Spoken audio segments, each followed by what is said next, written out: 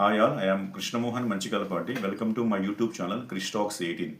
ఈరోజు మనం తమిళనాడులోని ప్రసిద్ధ సుబ్రహ్మణ్య స్వామి ఆలయాల్లో ఒకటైన తిరుపరకుండ్రం మురుగన్ దేవాలయం కొండ మీద దీపం వెలిగించే విషయమై జరుగుతున్న వివాదం మీద శ్రీ పవన్ కళ్యాణ్ గారి స్పందన తెలుసుకుందాం.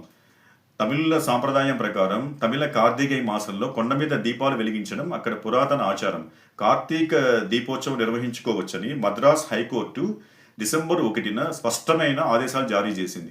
సాయంత్రం 6 గంటల లోపల దీపం వెలిగించకపోతే 6 గంటల 5 నిమిషాల నుంచి కోర్టు ధిక్కార కేసుగా పరిగణించాల్సి వస్తుందని జస్టిస్ జిఆర్ స్వామినాథన్ గారు స్పష్టమైన ఆదేశాలు జారీ చేశారు. అయినప్పటికీ అక్కడి రాష్ట్ర ప్రభుత్వం కోర్టు ఆదేశాలను ధిక్కరిస్తూ మత సామరస్యం, చట్టము, శాంతి భద్రతల పేరిట దీపాన్ని వేరే చోట వెలిగించమని ఆ దేవస్థాన అధికారులను ఆదేశించింది.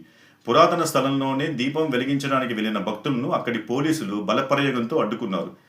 ఈ సంఘటనపై శ్రీ పవన్ కళ్యాణ్ గారు స్పందిస్తూ, ఇప్పుడు మన భారతదేశంలో హిందువులు తమ ఆచారాలు పాటించాలంటే కోర్టులను సంప్రదించడం అత్యంత విచారకరమని పేర్కొన్నారు. కోర్టులో న్యాయబద్ధంగా గెలిచినా కూడా భక్తులు తమ ఆచారాలు పాటించడానికి అడ్డంకులు సృష్టిస్తే మన దేశంలో హిందువులకు రాజ్యాంగ హక్కులు ఎక్కడ అమలవుతున్నాయని పేర్కొన్నారు.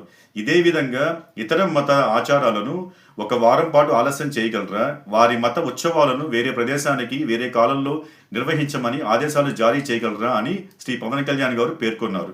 ఇలా చాలా సందర్భాలలో హిందువులకు అన్యాయం జరుగుతుందని శ్రీ పవన్ కళ్యాణ్ గారు తీవ్ర విచారం వ్యక్తం చేశారు.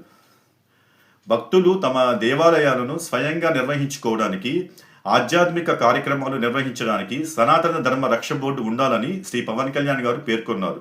ఆర్టికల్ 25 అనేది హిందువులకు ఒక ప్రాథమిక హక్కుగా కాకుండా ఐచ్ఛిక హక్కుగా మారిందా అనే సందేహాన్ని శ్రీ పవన్ కళ్యాణ్ గారు వ్యక్తం చేశారు. కొన్ని సమూహాలు హిందూ సాంప్రదాయాలను, ఆచారాలను నిరంతరం అపహాస్యం చేస్తూనే ఉన్నాయని పేర్కొన్నారు. ఆ సమూహాలు ఇవే చర్యలను ఇతర మతాల ఆచారాల మీద చేయగలరా అని ప్రశ్నించారు.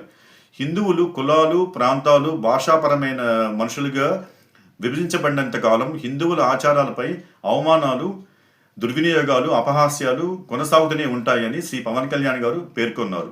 హిందువులందరూ కాశ్మీర్ నుండి కన్యాకుమారి వరకు, కామాఖ్య నుండి ద్వారకా వరకు తాము ఎదుర్కొంటున్న అవమానాలను చూసైనా హిందువులకు కనువిప్పు కలిగి హిందువులందరూ ఐకమత్యంగా ఉండాలని బలంగా విశ్వసిస్తున్నారని శ్రీ పవన్ కళ్యాణ్ గారు పేర్కొన్నారు. ఇది ఫ్రెండ్స్, పవన్ కళ్యాణ్ గారు చెప్పినట్లు మన భారతదేశంలోని దాదాపు 100 కోట్ల హిందువులందరూ కులాలకు, ప్రాంతాలకు, భాషాపరమైన విభేదాలను పక్కన పెట్టి ఐకమత్యంగా ఉండాలని కోరుకుందాం. Please like this video, share to your friends and please subscribe to my YouTube channel. Thank you. జై హింద్.